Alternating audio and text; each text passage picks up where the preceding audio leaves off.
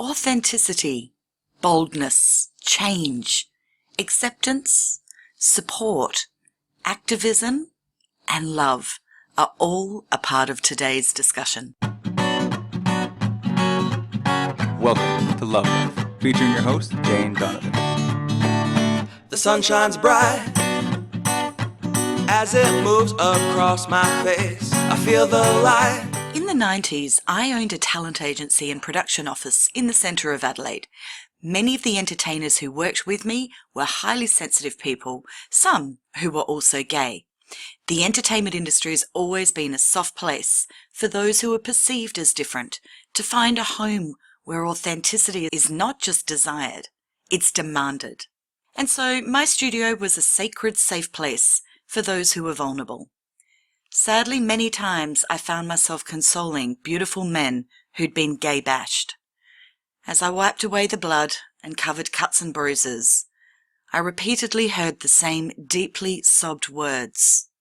Why? The movie Priscilla, Queen of the Desert was a huge blockbuster hit then, and if you haven't seen it, then I encourage you to do so. It's a wonderful portrayal of the challenges more out there gay entertainers face, and I too had some wonderful performers who were drag queens. That's men who dress up as women, usually with really exaggerated femininity. Often they were outrageous costumes, wigs, makeup, all for comic, dramatic, or satirical effect.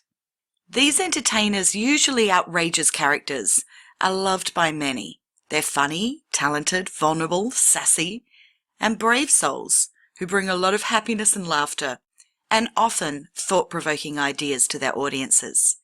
Yet these same people so often, as they step outside the stage, theatre or performance room, would be spat on, have eggs thrown on them, and verbally threatened or assaulted.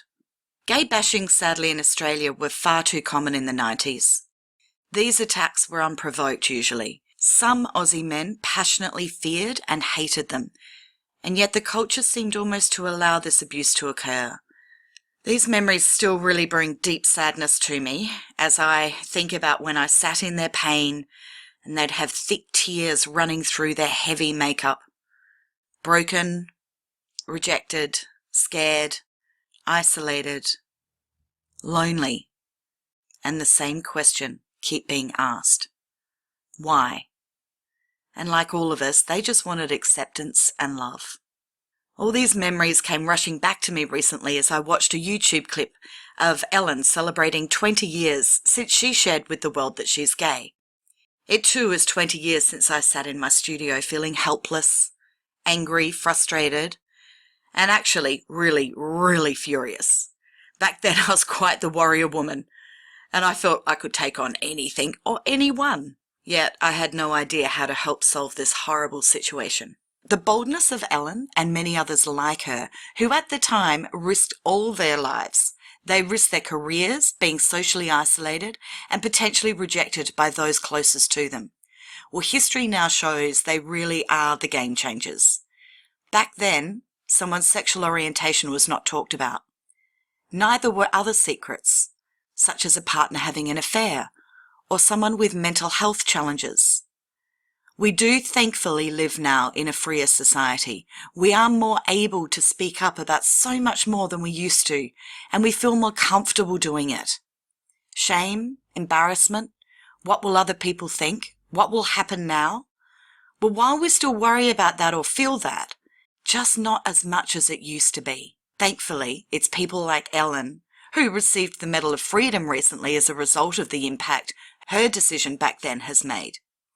We support each other to share our vulnerabilities, and for this I am in awe of people like her, who really have paved the way for us to all lead more authentic lives.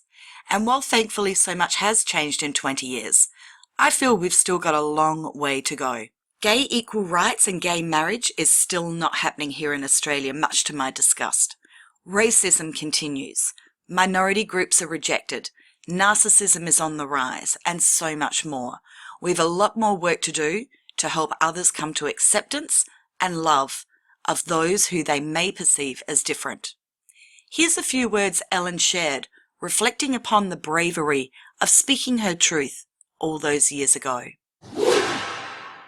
I always encourage people, because it really did teach me, no matter what the cost is at the time, it is always important. Like you said, whatever you believe, whoever the essence of us is. We are born, we are all individual, we are all unique, and we are supposed to be that exact person. We're not supposed to conform. We're not supposed to be like somebody else. We're not supposed to act like somebody else. Right. And as long as you stay true to exactly who you are, you will be rewarded in ways that you can't imagine. An incredibly talented entertainer and friend of mine, Matt Gilbertson, has a dazzling career, both as a journalist and gossip columnist, as well as performing his alter ego Hans, who's a German, sequin hot pants wearing, accordion playing, piano playing, singer, dancer and comedian. Matt's shows that Hans performs have won dozens of awards, and he's about to take his show to the big stage in London. Now that's a huge achievement for an Adelaide performer. And by the way, you should see him play the intricately difficult piano piece, Bumblebee. I'll pop the link in the show notes. But Matt also is the next generation. He's younger, and so he wasn't a part of the toxic 90s, the gay bashings, thankfully. So I asked Matt to join me on today's show to find out how his life changed since the 90s and what needs to happen for progression to continue from here. I start by asking Matt, what does homophobia look like in his world today? Oh my God. Well, personally, I think it's been a long time since I've probably experienced it firsthand. So I'm lucky in that respect. But it has taken on a whole different meaning these days, because now it's not just, somebody yelling out whatever from a car, or, somebody on the streets kind of having a go at somebody, or even worse. I think now it's kind of, people have got Facebook and Twitter, and now these people who are kind of saying whatever, they don't even have to be identified anymore. So I think in one respect, culture has made being gay, being bisexual, lesbian, whatever it is, so much more acceptable. But then on the other hand, you've got this other side, and these people who I think have become more empowered with technology and what's out there. Are we talking about like the keyboard warriors and the trolls? Yeah. That totally. They're anonymously able to attack and spew their vile hatred towards others. Right. And it's every group really. And I think it's more, I actually do think it's more in the last year after like Trump and Brexit, and here in Australia, I think people are a lot more vocal these days. I think it was kind of like everything was kind of on the right track for a little while, for a few years, and now it's like an elastic band and it's come smack back. And it was almost like everybody had too much of a good thing for a little while. You know what I mean? And now it's boom, back to reality. How can we help people to recognize that it's actually none of our business what people do in the bedroom? Well, I think that's a very big question. It is a big question, isn't it? Sorry. Yeah, thank you. Well, what I think is, I think that kind of goes both ways as well. Everybody's interested in whether it's down to celebrity gossip and who's with who and what's doing, But I don't announce, hello, I've got a vagina and I like penises. I don't make that announcement to the world. I think the more high-profile people that come out as gay is a good thing as well, because then it does say to people that, this person that you've been admiring all this time and you thought was so fantastic, they're still fantastic even when they're gay, And it does take incredible courage. Matt, did you ever officially come out? No, surprisingly. I never had to sit mum down and go, there's something I need to tell you. What could it possibly be? Your gorgeous mum who makes your costumes. She does. She makes my But, I'm 32, and I know, obviously I know it has was a lot easier for people my age and easier again for people younger than me. But I still know people my age who don't have any relationship with their parents, which is really, I mean, I speak to my mum and dad every day. So I'm probably in a unique situation. Do you feel that this whole, oh, you're born gay, turn gay argument is, or discussion, plays out in the ability of parents to accept what their children are sharing? Probably. I think the thing that does annoy me a little bit about, well, everybody is born gay, there's this argument, people say, well, why would anybody choose that, the lifestyle of, oh, this is what you have to go through to be gay. You're going to be taunted. You're going to be, they say that with the best intentions. Why would anybody? But I kind of say, why wouldn't anybody want to choose this? I mean, if you could, personally, I don't think I did choose this. Yeah, that's always been an interesting one, I think. Look, I did go to a lot of tap and jazz classes. Maybe that did it. I listened to an awful lot of Madonna growing up. Well, I did tap, jazz and Madonna, and didn't change anything for me. that Blonde Ambition tour, I remember watching that video and thinking, yep, it's boys from here on in. I can imagine, however, particularly older parents, I would like to think that younger parents have grown up in a world where we are much more accepting and understanding and educated. However, I can imagine some parents thinking, oh, this is my fault. I did play too much Madonna.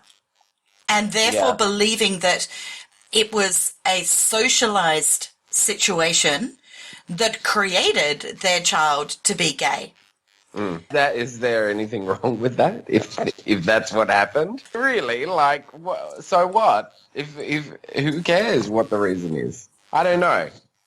I guess the reason I bring this up is that I am imagining the parent's mind being, I don't want this for my child, which is then triggered them to go, it's my fault somehow, and therefore they go into raging at the child instead of just going, okay, you've made an announcement, we love you, we support you, moving forward. Yep. So understanding that journey, that emotional journey that the parent may potentially go through, may help people to be able to support parents to not lay blame and not make decisions on whether it's a good or a bad thing. It just is what it is. Yeah. I think there's also a level of understanding that kind of has to work both ways as well. I mean, most gay people have straight parents. So, it's a different world to a lot of people, a lot of parents that end up having a, gay child. Sometimes there's a lot to learn and there's a lot to understand. And a lot of people, it's a world that they've probably never been exposed to. So I don't know. I think the world is changing, which is good, and hopefully more people are becoming understanding. And but also, I do understand why some people it shocks them. But how do we kind of change their minds? How do we kind of expose them without scaring them? Do you think that shows like the elaborate drag queen shows that are on television, or sometimes certain television series will portray gay people as being socially promiscuous, that doesn't really help the cause of trying to get people to see that these are loving, conscious, great citizens of the planet that are no different to the heterosexual person? Do you think that sometimes that causes more harm than good? That's a very good question. I mean, I think the opposite. I think sometimes, in my experience, that kind of shock value does waken people up a bit. But I do understand what you're saying. Humour can be a great way, though, to help people to laugh at themselves. So when they've got their own stuff going on, their limiting beliefs going on, and they do see something like a fabulous drag show, and that person is having a crack at the homophobic person, it does Right. actually give them permission to have a bit of a laugh at themselves. Do you think that Right. therefore, the flip side is that can start to ease the acceptance of changing your mind? I hope so. I think if everybody, laughed at themselves a little bit more, it would be a much better place. I do want to ask you about equality, though. Yeah? How passionate are you about this, and what is it you want to see change specifically? You mean like marriage equality? Well, marriage, Well- yes, or healthcare, or wills, or next of kin, or adoption, or... I think in Australia, everybody's, obviously still hooked up on the marriage equality thing because we don't have it yet. We're one of the few remaining Western cultures. Ireland's got it now. England's got it now. America's got it now. We kind of consider ourselves to be of that ilk, and we haven't got it, and at the moment doesn't seem like it's going to happen anytime soon. I find it deeply embarrassing as an Australian that Right. that is the case. And I think we've got this reputation around the world as being quite easygoing, but in actual fact, I think Australia is quite conservative. Even our TV shows here, you wouldn't see half the stuff that you see on an American or an English show. Well, it's funny you mentioned that. You know what I mean? Many years ago, I was on a show called Get Up Tucked. I don't know. Well, I remember it well. Where I played a heterosexual middle-class mother from the suburbs. Funny about that. I think that's exactly what I am. And the role I got to do was to interview a gay guy, two Drag queen. drag queens, and a post-operative transgender lady. Yes. And I got to ask them the questions that everybody wanted to know, but nobody had the opportunity to ask. And at the time I was asking about circumcision. Is it cosmetic surgery or is it for health? I was asking about should same-sex couples adopt? Yeah. Party sex, beat sex, party drugs, public displays of affection from same genders. And it was a fabulous opportunity to really go into the culture that was then, I think that was back in about the... That was early 2000s. Yeah, early 2000s, yeah. So it was probably about, I reckon about 13, 14 years ago.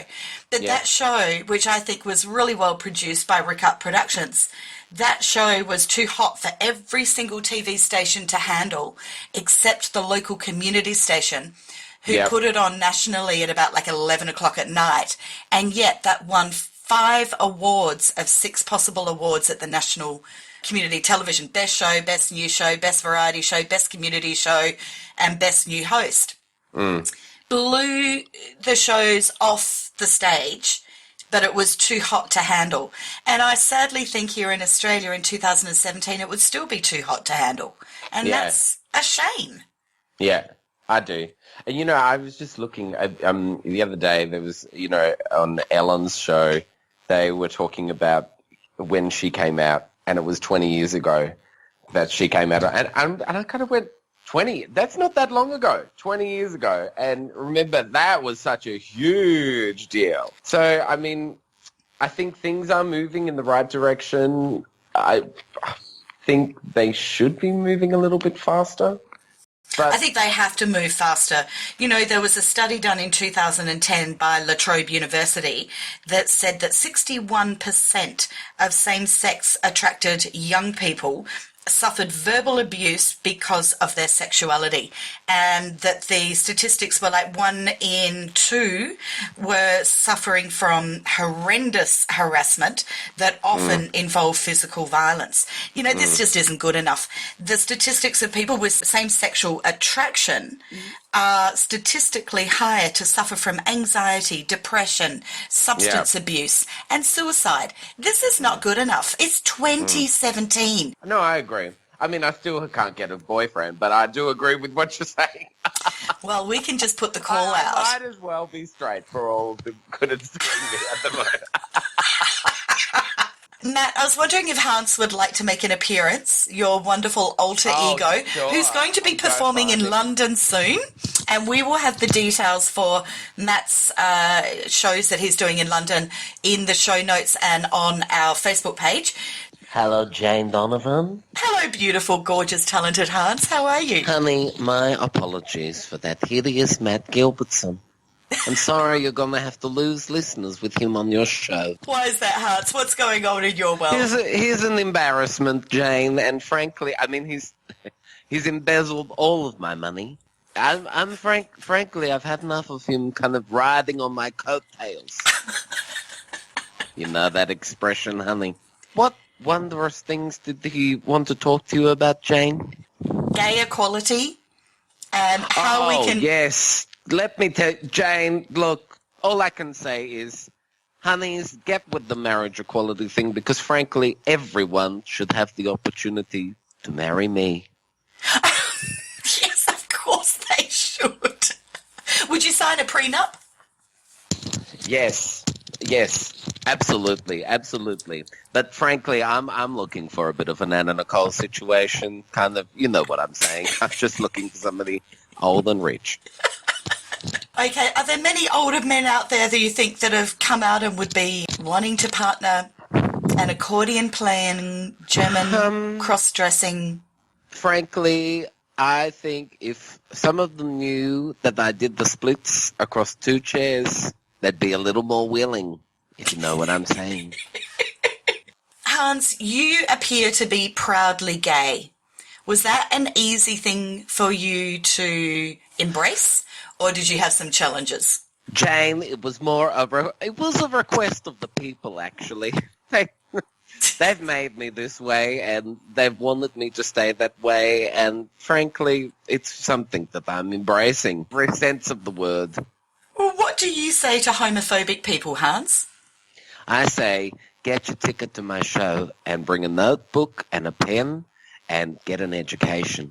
And look, you've made a dazzling, successful career from being very much a minority group. Yes, I know what you're saying. Thank you. Accordionists. There aren't many of us out there, Jane. We are a very not so silent minority, and we are ready to walk down your street and pumping our boxes and leaving a ringing sensation in your ear. I'm assuming also, though, that you're looking forward to the homophobic community being a minority group. Well, I can say they're on their way out. Much like redheads, darling. They're going to be that. I heard the difference between a homophobic male and gay guy is just 3 beers. Is that true? Honey, spaghetti's straight until you boil it. Have you been heckled on stage, anti-gay people? No, the last person that tried to heckle me has now been awarded a Victoria Cross for bravery, darlings, because it would be a very stupid and brave person to ever call out anything in my show. Don't mess with somebody in hot pants and a microphone. Exactly. Particularly sequined hot pants who can do the splits on 2 chairs while playing the accordion and get out of those splits, go put on a showgirl costume and play Bumblebee on the piano. So you are also conservatory educated, aren't you? You have a degree from the Conservatory of Music in piano, is that right? Same. I am so good at the piano that I'm practically Asian. Oh, my God. So where and when are you appearing in London? Oh, my gosh, Jane, I will be there at the end of July, and then I'm going to the Edinburgh Fringe Festival, and you can check it all out on my wonderful website, hansofficial.com. Not that I'm here to plug anything. Jane, this has been a contractual obligation, and I want to thank you, darling, you wonderful listeners, for having me on here. And once again, apologies for Matt Gilbertson. May he never grace this show again. Is there a parting word, Matt? Is there anything you want to take this opportunity to say? Do you know what I think? I think everybody, no matter what, I think there's a lot of people on the left and there's a lot of people on the right. There's not too many people in the middle anymore. And I think everybody just needs to be able to see everybody's point of view a little bit better, and that will make things a lot more tolerable. It's time for Heart Talk. So some good news and not so good news, checking in on the next generation to mine here in Australia with Matt. However, we do live in a global community now, one that continues to be full of contrast and contradictions. And our voice can now be much more far-reaching than our own small communities. I mean, just this show alone, it's heard in 147 countries. So I had to have a look at what's happening in some of the other countries. And sadly, when I Googled what are the worst homophobic countries, I was a little bit shocked. India's a nation that made homosexuality legal in 2009, and yet just 4 years later this was reversed and now comes with a jail sentence that can extend to life. And yet, in contrast, India recognises that the transgender group known as Hijras, making it one of only a few countries in the world to actually recognise a third gender. Russia in 2014 banned any form of LGTB demonstrations, public groups, and any form of entertainment with a homosexual storyline or character. So I guess Hans won't be appearing in Russia anytime soon. In Cameroon, citizens face 5 years imprisonment for any homosexual relationships. And sadly, in 2013, Eric Lambembe, an outspoken LGBT rights activist, he was horrendously tortured and killed in his home. In 2006, The Times named Jamaica as the most homophobic country in the world, where men having gay sex face 10 years of hard labour in prison. However, probably what's even worse is the day-to-day violence reported occurring towards the LGBT community. In Nigeria, homosexual acts can result in men being lashed in front of courtroom audiences before long jail terms. And in northern Nigeria, the law states that those convicted of homosexuality should be stoned to death. Another interesting contradiction is in Malaysia, where it's legal for 2 women to have sex, but not for 2 men, who can face up to 20 years imprisonment. In Iran, since 1979, it's estimated that between 4,000 and 6,000 men have been executed by hanging for homosexuality. And lesbians get a softer punishment, but they're punished with 50 lashes. In 1987, the law legalised sex changes, and as a result, parents are now forcing children to undergo hormone treatment and gender reassignment surgery to make them appear heterosexual. Saudi Arabian men have often been stoned to death, castrated, lashed, imprisoned, and banished from their country by the religious police. And in Afghanistan, where homosexuality is highly shunned and punished by death, it's legal for parents to kill a homosexual or cross-dressing child to remove shame on the family. So what can we do to assist in the acceptance of all people? You know, when we hear these stories and statistics like this, it's very easy to feel hopeless, helpless, and as though we can do nothing. And while change does need to come from within each community, I do believe we can assist by having these types of conversations with our own community. We never know when we are making a difference. We never know when we've ignited a new thought pattern in another, or if we've helped birth an influencer, somebody who may go on to be in a position to make change. Or maybe we've assisted another